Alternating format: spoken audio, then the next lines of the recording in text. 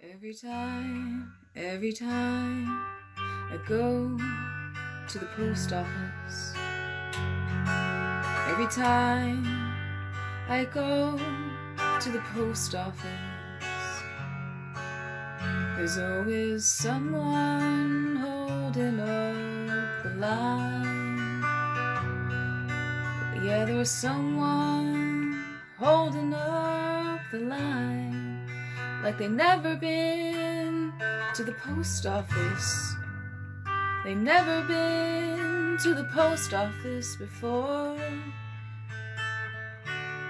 And every time I go to the post office, and there's someone holding up the line, there's someone who leaves, and I say, why would you leave if you were so close to getting the thing done that you wanted to get done? And maybe that was the only thing you had to do that day. And if you come back to the post office, there might be a long line, or it might just look that way, because everyone's spaced 6 feet apart. Bring a book, bring your AirPods like I do.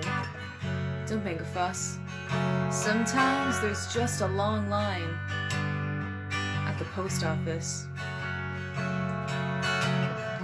I heard in a podcast, or maybe it was an article, that we judge other people for the things that we're most sensitive about in ourselves. And I thought, how many lines have I left? And maybe how many lines have I held up with inexperience, or making myself the center of attention? So sometimes when there's a line at the post office, I put myself in that person's shoes. Maybe she didn't know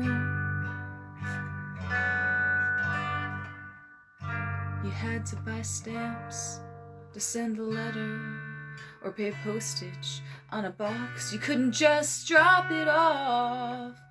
Or maybe her package got lost somewhere in Oklahoma, and they're just trying their best to figure it out. Everyone is trying their best in theory.